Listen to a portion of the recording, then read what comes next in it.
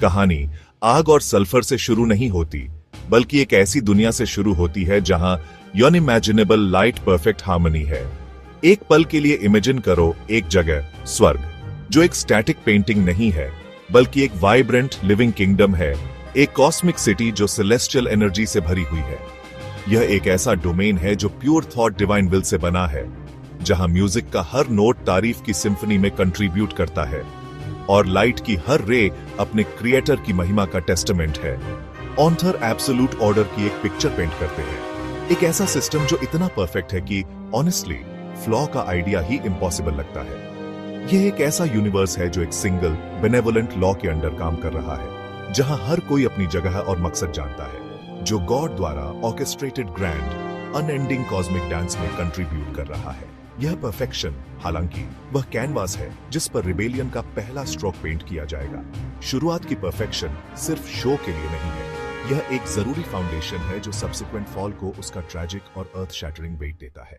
इस celestial drama के centre में लूसीफर है, the morning star, the light bringer. Author उसे एक कैकलिंग विलन के रूप में नहीं करते, बल्कि एंजेलिक क्रिएशन के पिनिकल के रूप में करते हैं। उसे सभी एंजल्स में सबसे ब्यूटीफुल बताया गया है, उसे सबसे इंटेलिजेंट बताया गया है, उसे सबसे पावरफुल बताया गया है।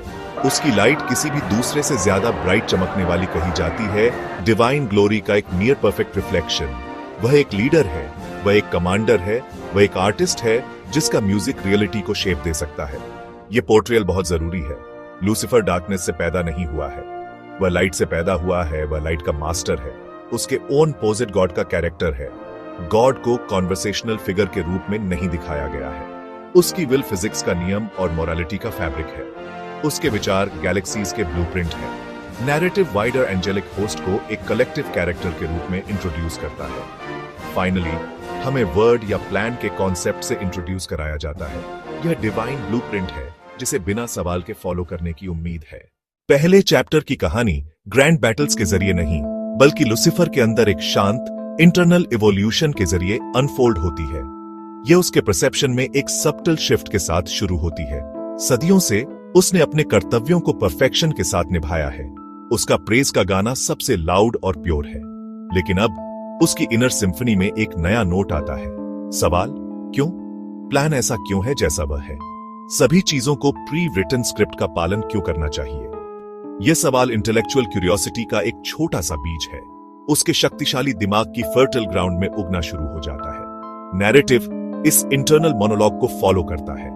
उसकी इनिशियल कंफ्यूजन दिखता है, इस विचार को एक फ्लीटिंग एनोमली के रूप में खारिज करना, और फिर इसका लगातार वापस आना, हर बार मजबूत और ज्यादा इंसिस्टेंट होना। जैसे ही सवाल जड़ पकड़ता है, लूसीफर अपने आसपास की दुनिया को नई आंखों से देखना शुरू कर देता है। वह अपने साथी एंजल्स की अनवेवरिंग एडोरेशन देखता है। वह ऑलमोस्ट रोबोटिक एडोरेशन भी देखता है, जो एक बार सुंदर हार्मनी लगता था, अब माइंडलेस ओबीडियंस जैसा लगने लगता है। वह क्रिएशन की ग्रैंड टैपेस्ट्री को देखता है और उसकी ब्यूटी की सिर्फ तारीफ करने के बजाय वह उसके डिजाइन पर सवाल उठाना शुरू कर देता है। डाउनबीट देने से पहले एक माइक्रोसेकंड के लिए वह हिचकिचाता है। यह छोटी सी हिचकिचाहट हेवन के परफेक्ट मिरर में पहली दरार है। चैप्टर युद्ध की घोषणा के साथ खत्म नहीं होता, बल्कि एक शांत रेजोल्यूशन के साथ खत्म होता है। इस चैप्टर का सेंट्रल इवेंट एक फिजिकल लड़ाई नहीं है, बल्कि एक गहरा फिलोसॉफिकल क्लैश है। कोर कॉन्फ्लिक्ट गॉड के एक नए एडिक्ट की घोषणा से शुरू होता है। मैन की क्रिएशन, मिट्टी और पानी का एक प्राणी, जिसे एंजल्स द्वारा प्यार और सेवा की जानी है लूसीफर के लिए। यह एक टिपिंग पॉइंट है डिवाइन प्लान के बारे में। उसके सवाल अब कॉन्क्रीट और पर्सनल हो जाते हैं। उसे प्योर लाइट और आग का एक प्राणी झुकने को कहा जा रहा है, जिसे वह फ्रैजिल और इंफीरियर मानता है।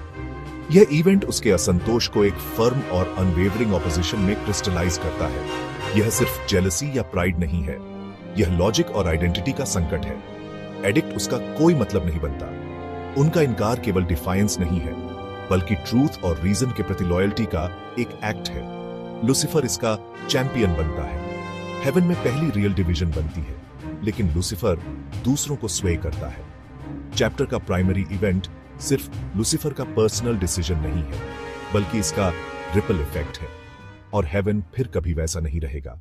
ऑथर चैप्टर में सिंबलिज्म की एक रिच टेपेस्ट्री को मास्टरफुली बुनते हैं, जिसमें लाइट सबसे प्रोमिनेंट है। शुरुआत में light divine truth purity God की एब्सोल्यूट प्रेजेंस को रिप्रेजेंट करती है। एंजल्स, खासकर लूसीफर, लाइट ब्रिंगर्स हैं जो डिवाइन ग्लोरी को रिफ्लेक्ट करते हैं। मिरर का सिंबल भी पावरफुल है। हेवन एक परफेक्ट मिरर के रूप में गॉड की विल को बिना फ्लॉ या डिस्टॉर्शन के रिफ्लेक्ट करता है। लूसीफर के क्वेश्चनिंग का एक्ट मिरर में एक दरार है। वह पहला प्राणी था जिसने सिर्फ रिफ्लेक्ट नहीं किया बल्कि अपनी रिफ्लेक्शन को देखा। उसकी जर्नी है कलेक्टिव मिरर को तोड़ना ताकि अंदर के इंडिविजुअल फेस को खोजा जा सके। म्यूजिक और साइलेंस पोटेंट सिंबल्स हैं। हेवन की कांस्टेंट सिंफनी डिवाइन ऑर्डर की एनफोर्स्ड हार्मनी और अनक्वेश्चनिंग प्रेज को रिप्रेजेंट करती है। लूसीफर, मास्टर म्यूजिशियन, नए म्यूजिक चाहते हैं। डिसोनेंस, इंडिविजुअल मेलोडीज, साइलेंस और पॉजेस जो नोट्स को अर्थ देते हैं। खाली सिंहासन, अनचैलेंजेबल, अनसीन अथॉरिटी का चित्र है जो अपनी एग्जिस्टेंस पर ओबीडियंस मांगता है। इस ओपनिंग चैप्टर में दिया गया सबसे महत्वपूर्ण मैसेज फ्री विल बनाम प्रीडेस्टिनेशन का एक्सप्लोरेशन है। ऑथर एक ऐसा यूनिवर्स प्रस्तुत करते हैं जहां हर एक्शन एक डिवाइन बेनेवोलेंट इंटेलिजेंस द्वारा प्रीऑर्डेन्ड है।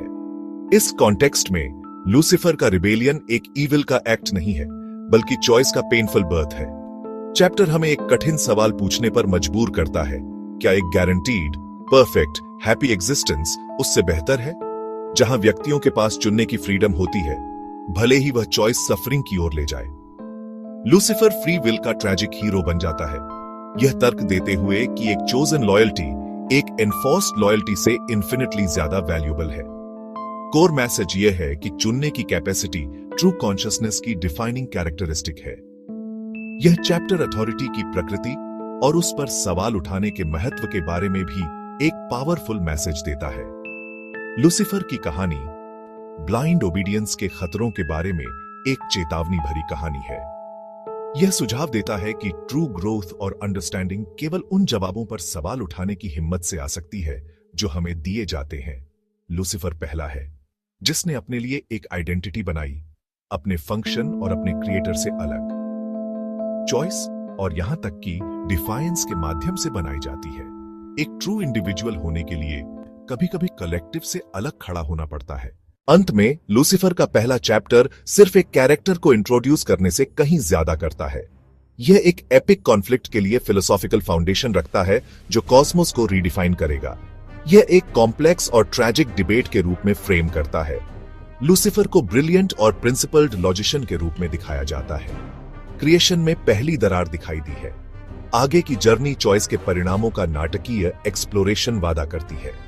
फ्री विल का बीज बोया गया है। यह किस तरह का पेड़ बनेगा? कहानी जारी रहनी चाहिए क्योंकि सबसे बड़ा सवाल अभी बिना जवाब है। इसलिए हम आगे बढ़ने के लिए मजबूर हैं। हमें लूसीफर का पीछा करना होगा। वह पंख खोलता है, उड़ता है और रियलिटी के फैब्रिक के खिलाफ विद्रोह करता है। क्या उसका ग्रैंड एक्सपेरिमेंट लिबरेशन की ओर जाएगा या डैम्नेशन की ओर? पहला चैप्टर एक कॉस्मिक स्टेज सेट करता है, एग्जिस्टेंस के सोल के लिए लड़ाई। बाकी किताब एक लंबा, कठिन और फैसिनेटिंग जवाब वादा करती है। स्वर्ग से गिरना एक लंबी जर्नी का पहला कदम है।